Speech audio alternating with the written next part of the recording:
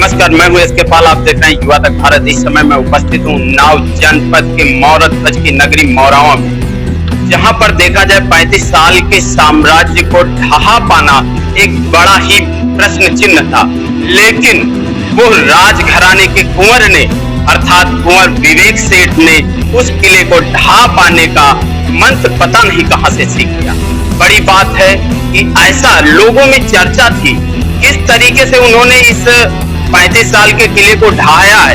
इन सभी बातों का जवाब देने के लिए हमारे साथ कुंवर विवेक सेठ जी मौजूद हैं और उनकी धर्मपत्नी जी भी, क्योंकि दोनों लोग बड़े ही लगन के साथ जनता के बीच में जाते थे और जनता के समस्याओं को सुन करके उनका निदान करते थे। और आने वाले समय में यदि वो पूरी तरह से सफल होते हैं तो उसको किस तरीके से जनता में कामयाबी का लक्ष्य देंगे, इन्हीं सभी बातों का पूरी तरीके से उन्होंने लक्ष्य दिया और मंत्र दिया। मंत्र दे करके जनता उन पर विश्वास की। अब बड़ा प्रश्न ये बनता है कि क्या उनके जो इन्होंने वादे किए उन पर कितना खरे उतर सकते हैं। भाई साहब नमस्कार। नमस्कार सर, पहला प्रश्न है कि आप जब जनता के बीच में गए तो किस तरीके से जनता को अपने पक्ष में लाने का प्रयास किए, क्योंकि एक 35 साल के साम्राज्य को ढा पाना बड़ा प्रश्न। देखिए, मौरावा की जनता जो मेरे विपक्ष में थे उनसे पहले से ही बहुत ज्यादा परेशान थी। दूसरा, मेरे को जनता को अपनी ओर लाने की जरूरत ही नहीं पड़ी। मेरा चुनाव मैं स्वयं न लड़के जनता खुद लड़ रही थी। यहाँ के लोग खुद लड़ रहे थे। मुझे ऐसा महसूस ही नहीं हुआ कि मैं चुनाव लड़ रहा हूँ। मुझे तो ये लगता था मैं अपने घर के आंगन में टहल रहा हूँ, अपने भाई बंधुओं से मिल रहा हूँ।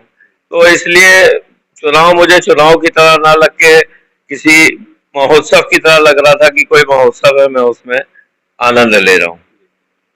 वैसे आपने महोत्सव का नाम दिया, तो जो मतदान होता है एक महोत्सव के ही रूप में होता है और बड़ी बयार सी चल गई मौराओं में आपके आने से। पहले तो नहीं थी, लेकिन जब आप आए मैदान में तो एक बयार सी चल गई परिवर्तन की। तो कहीं ना कहीं आपसे लोगों की बड़ी उम्मीदें रही होंगी। बिल्कुल उम्मीदें रही हैं और उम्मीदों पर मैं खरा भी उतरूंगा। मैंने चुनाव बड़े ही बहुत ही शालीनता से लड़ा है, सरलता से लड़ा है और मुझे लगता है कि मेरी इसी चीज को जनता ने अपनाया है और मेरे पे विश्वास किया है।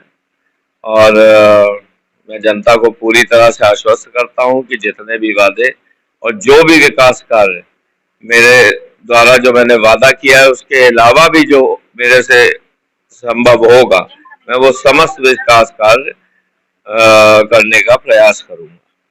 वैसे विपक्षियों की तरफ से बड़े आरोप आप पर रहे कि शासन सत्ता का आपने दुरुपयोग किया, इस तरह का क्या कहेंगे इस पर। देखिए, विपक्षी है, अब जनता ने उनको उनका आईना दिखा दिया है, तो अब कहने को जब किसी के पास कुछ है नहीं तो वो कुछ भी आरोप लगा सकते हैं।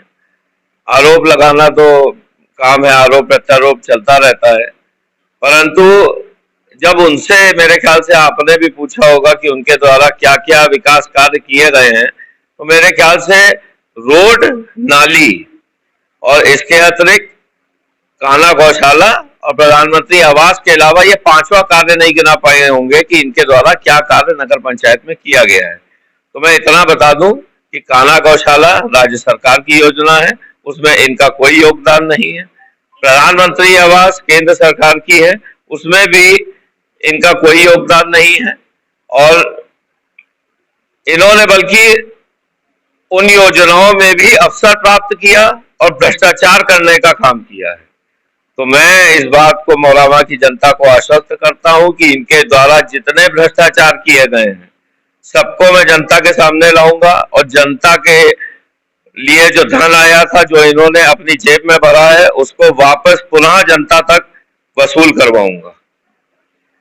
भ्रष्टाचार को लेकर के आपके द्वारा कई जो है एप्लीकेशन भी दिए गए हैं इनके खिलाफ में, और अब तो पद पर आ गए हैं। जनता ने आपको इस कहा जाए पद पे बैठा दिया कि आप अच्छी तरह से उनकी जो है व्यवस्थाओं को, जो भी डैमेज उन्होंने किया भ्रष्टाचार के रूप में कहा जाए, उनको कैसे क्या करेंगे कि क्या आप शांत हो जाएंगे या उसको जारी रखेंगे लड़ाई को।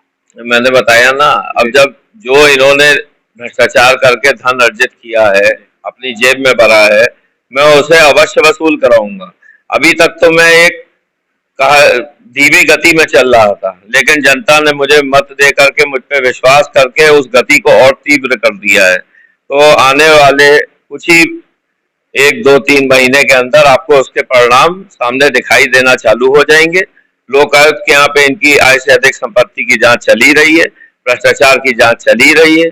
मेरे को जनता ने ताकत दे दी है, अब मेरे लिए और आसान हो गया है कि इनके भ्रष्टाचार को उजागर करना, और वो मैं उजागर जरूर करके।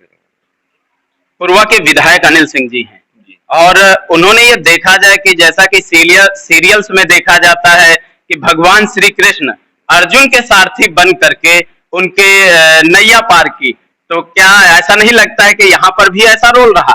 नहीं, मैं विधायक जी का बहुत बहुत आभारी हूँ, माननीय अनिल सिंह जी का। उन्होंने बिल्कुल अपने चुनाव में शायद उतनी मेहनत नहीं करी होगी जितना इस चुनाव में मेहनत करी है। उन्होंने मेरा साथ दिया है, और रही श्री कृष्ण और ये सब तो धर्म कर्म से है, लेकिन उन्होंने एक भाई की तरह मेरा साथ दिया है।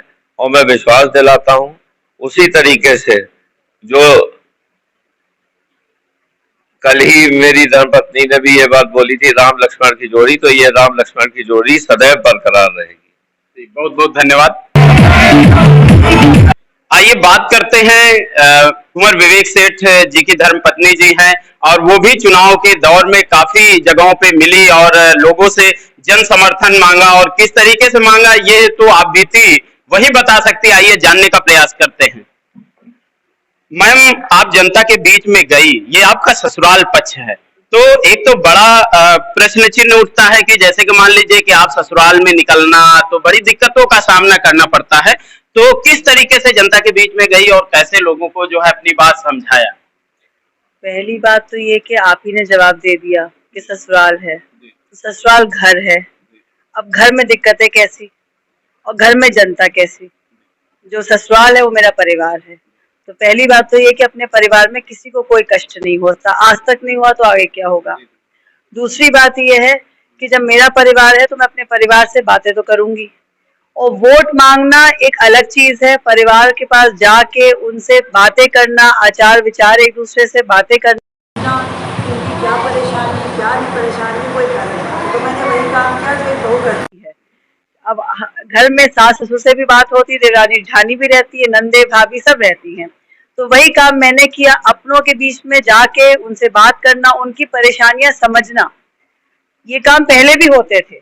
पहले भी भैया और हम आते थे, करते थे, लेकिन पहले हम दिखते नहीं थे। पहले हम अपना काम करते थे और चुपचाप चले आते थे। अब यहाँ के लोगों ने हमसे खुद कहा कि जब आप इतना करते हैं तो आप सामने क्यों नहीं आते हैं, तो इसीलिए हम दिखे, लेकिन आते पहले भी थे। हाँ, ये है कि इस समय हमें पता चला कि उनकी और ज्यादा परेशानियां क्या है, उनके साथ क्या गलत हुआ है, वो हमें पता चला कि क्या गलत हुआ है, और उनकी जितनी भी उम्मीदें हम पे हैं वो हम करेंगे। एक एक चीज जो हमने बोला, हम दोनों जबान के बहुत पक्के हैं, और अपने घर के लिए तो हम बिल्कुल ही करेंगे, तन मन धन से करेंगे। आज तक किया है, आगे भी करेंगे। हाँ, अब दिखेगा आपको काम, क्योंकि अभी तक हमारे हाथ में कोई पावर नहीं थी, तो जितना हमसे हो सकता था वो हमने किया। अब जनता ने हमें चुना है, अपने घर वालों ने अपने बहू बेटे को वापस बुलाया है, तो अब बहू बेटे के कांधे पे जो जिम्मेदारी दी है तो वो हम निभाएंगे और पूरी तरीके से करेंगे। उसमें किसी को भी कोई शिकायत का मौका नहीं होगा, और बिल्कुल इसकी गारंटी है कि वो कहेंगे कि हाँ, बहू हो तो ऐसी और बेटा हो तो ऐसा। ये जो सीधी सी बात है।